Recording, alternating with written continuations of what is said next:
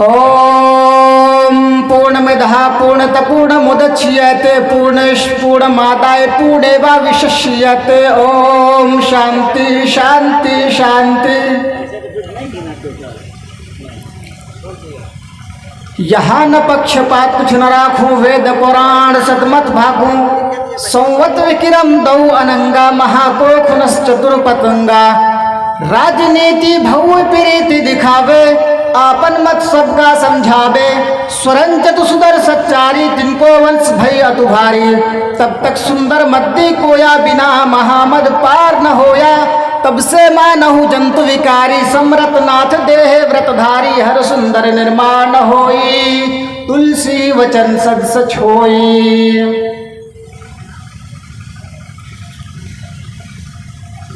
Rabbi इश्रह ली सदरी वयस्सिर ली अमरी वहलुल उक़दतम मिन लिसानी यफ़क़हू क़ौली। Rabbi ज़िदनी इल्मा।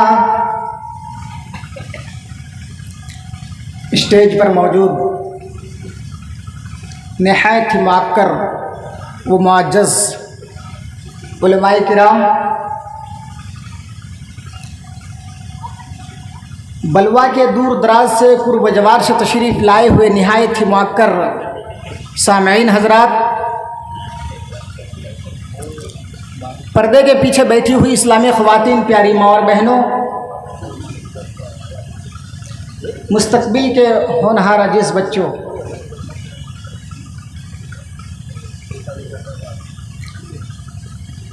ये वक्त, ये टाइम जो मुझे दिया गया है, दरअसल ये टाइम हमारा नहीं है। बदकिस्मती हमारी यही है कि हमें हर जगह लास्ट में ढकेला जाता है।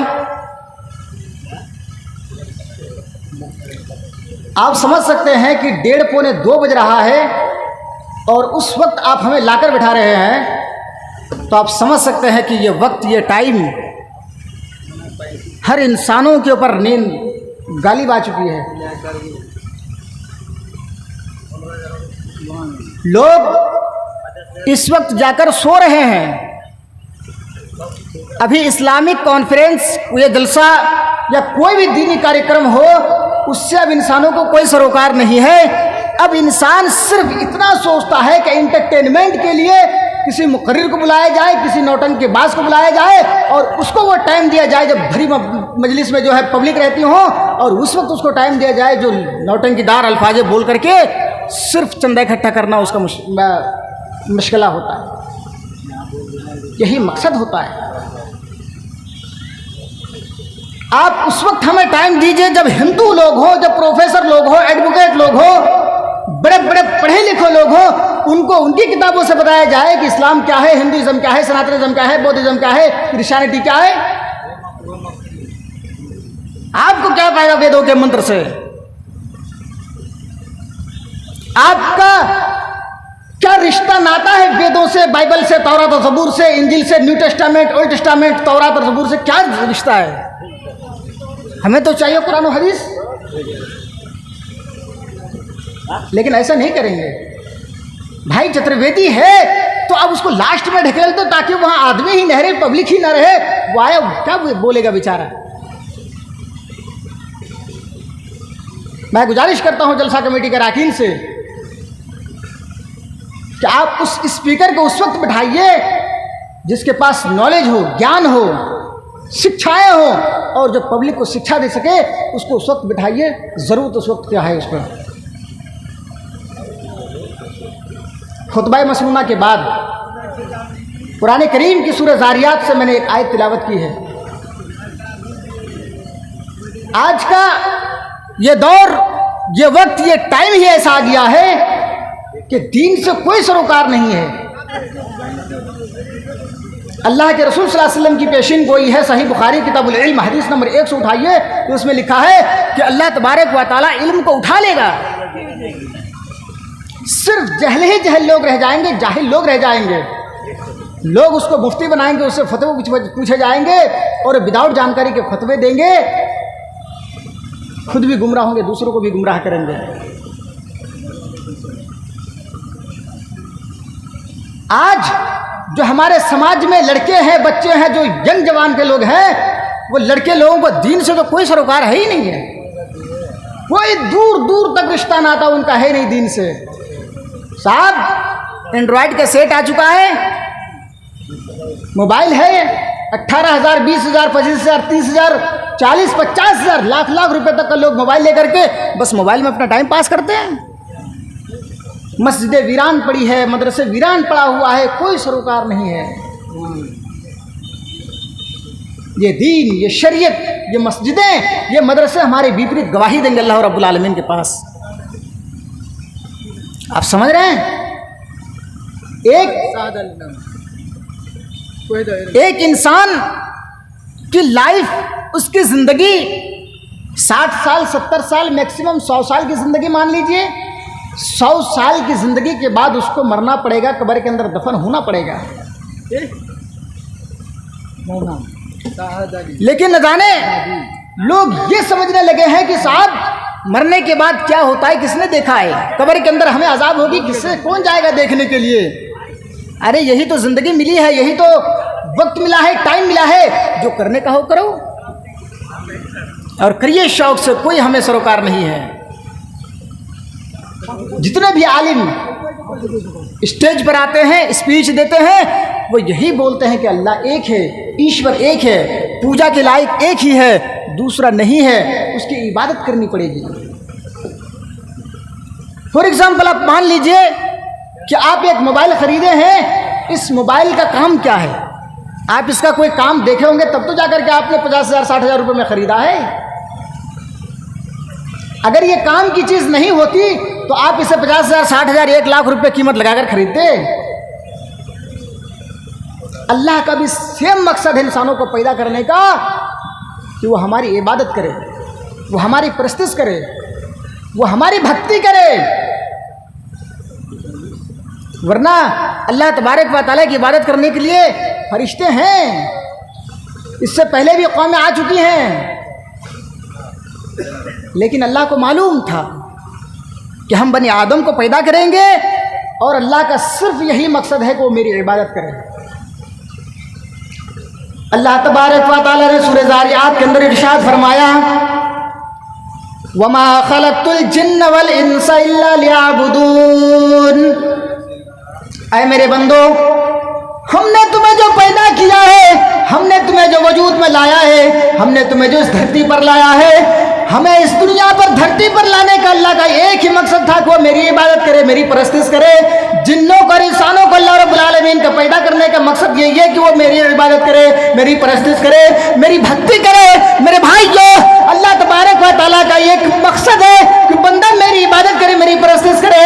आज इंसान जमीन पर गल्ला बोता है, एक जमीन का दाना डालता है, उस दाने को अल्लाह तबारक व तआला सुरक्षित रखता है। उस जमीन के अंदर न कीड़ा खाता है, न जमीन उसको खा जाती है, ना ही वो सड़ता है, न गलता है।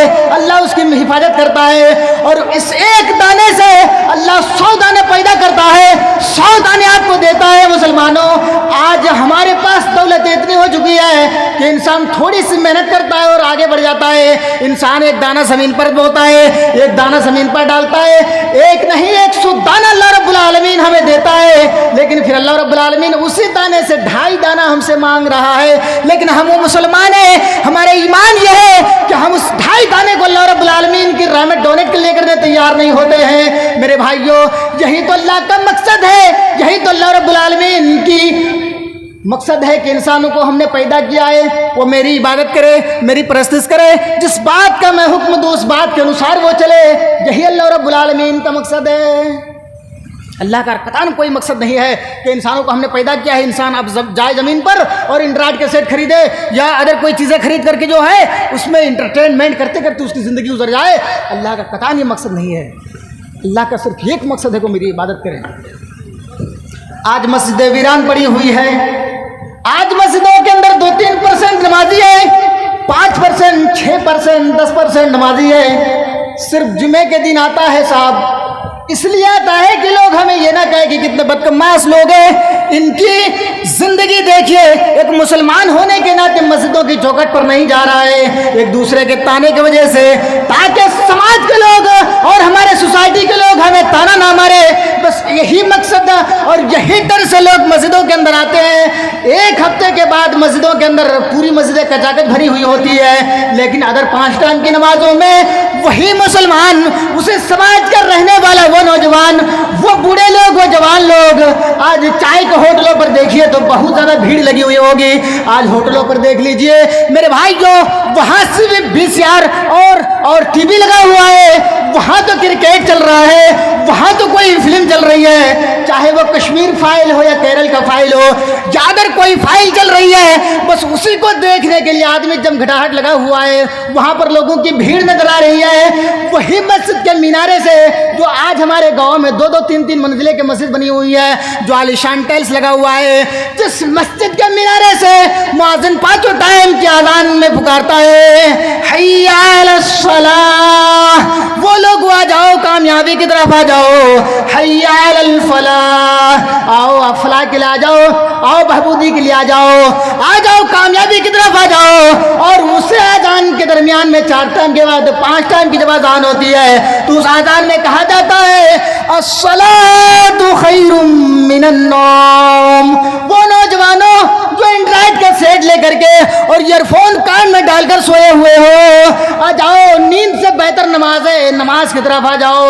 मस्जिदों की लाउड स्पीकर की आजान नौजवानों के कानों पर पड़ता है, वो गार्जियन के कानों पर पड़ता है, वो माँ और बहनों के कानों पर पड़ता है, लेकिन थोड़ी सी भी जीव नहीं रेंगता कि मस्जिदों की चौखट से आवाजें आ रही हैं। अल्लाह रब्बुल आलमीन का बुलावा आ रहा है, चलिए गरम गरम बिस्तरों को फेंकिए, गरम टैंकिल को ले जाकर दूर भगाइए, फेंक दीजिए और ठंडे पानी से वजू बनाकर मस्जिद के अंदर चले जाएं। ये तौफीक नहीं होती है मेरे भाइयों। कल क़यामत के दिन अल्लाह तबारक व तआला ये सवाल नहीं करेगा, बताओ तुम्हारी पर्सनैलिटी कैसी थी, तुम कितने अच्छे शेरवानी पहनते थे, तुम्हारे पास बंगले थे या नहीं थे, गाड़ियाँ थी या नहीं थी। अल्लाह कतान ये सवाल नहीं करेगा।